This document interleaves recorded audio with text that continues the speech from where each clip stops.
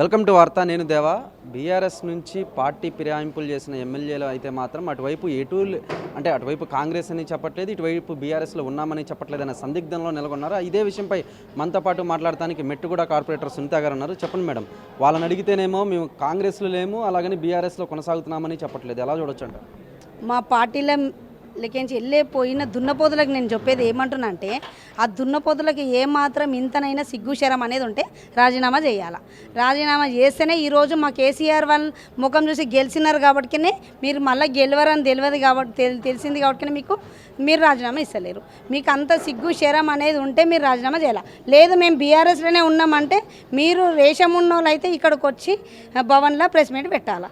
మీకు ఏ మాత్రం ఇంత కూడా లేదు. ఈరోజు ఉత్సాహాలు చేసుకుంటున్నారు. మీరు రేవంత్ రెడ్డి చిన్న పిల్లగానిలాగా ఈరోజు ఒక ప్లే గ్రౌండ్ లాగా ఆడనికి పోతున్న చిన్న పిల్లగాడ, ఆయన ఏందో కూడా అర్థమవుతలే. నిన్న జరిగినది ఏదైతే మీటింగ్ సభ పెట్టిండో అక్కడ ఎంత లాస్ అయిందో అది పబ్లిక్కి ఎఫెక్ట్ పడుతుంది, ఆయనకేం పడది.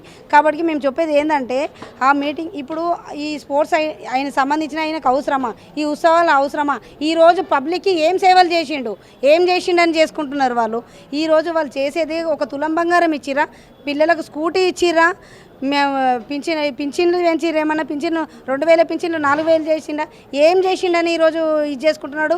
ఒక ఎస్సీ దళితగా చాలా మేము ఇది చేస్తున్నాము. కాబట్టి మేము చెప్పేది ఒకటే, మీకు ఏమాత్రం చిత్తశుద్ధి ఉంటే మీరు రాజీనామా చేయండి, లేకపోతే మీరు బీఆర్ఎస్ భవన్కి వచ్చి ప్రెస్ మీట్ పెట్టండి. మీకు సిగ్గు అనిపిస్తలేదేమో కానీ ఇన్నేటోళ్ళందరికీ, ప్రెస్ వాళ్ళకే కాకుండా ప్రతి ఒక్క మీడియా మిత్రులకు, ప్రతి ఒక్క అన్నదమ్ములకు, అక్కజనులకు అందరికీ సిగ్గుచేట అనిపిస్తుంది. మీరు చెప్పుతుంటే వీళ్ళేంది ఆ కండ వేసుకొని అండ్ల పెట్టుకొని ఈరోజు బీఆర్ఎస్లో ఉన్నామని అంటారు అనేది, అంటే భయం అది ఏందో ఇప్పుడే అర్థమైపోయింది. ఆ భయం అనేది మీ మనసులో ఉంది కాబట్టి ఆ భయం అట్లనే పెట్టుకొని రాజీనామా చేయండి. మీకు దమ్ముంటే మీరు రేవంత్ రెడ్డి మీకు టికెట్ ఇవ్వడం తెలిసిపోయింది కాబట్టి మీకు దమ్ముంటే టికెట్ తెచ్చుకొని కొట్లాడి చూపించండి. అంటే 2 ఏళ్ల ప్రజాపాలనపై ప్రజా విజయోత్సవాలని జిల్లాల పేరిట సీఎం కూడా పర్యటిస్తున్నారు, ఎట్లా చూడొచ్చు అంటారు?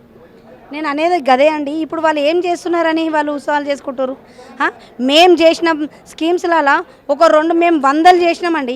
వాళ్ళు చేసింది ఒకటే, ఒక మహిళలకు చీరలు ఇచ్చిండ్రు. అది కూడా ఎక్కడ, ఈరోజు సర్పంచ్ ఎలక్షన్స్ ఉన్నాయి కాబట్టి విలేజ్లలో ఇస్తున్నారు.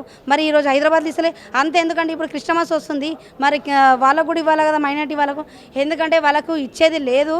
ఏంటంటే ఎక్కడైతే ఎలక్షన్స్ అయితే అక్కడ చీరలు, కుక్కర్లు పంచాలా, దొంగోట్లు వేయించుకోవాలనే వాళ్ళ మైండ్లో ఉన్నది కాబట్టి అదే ఉంది వాళ్ళ మైండ్లో.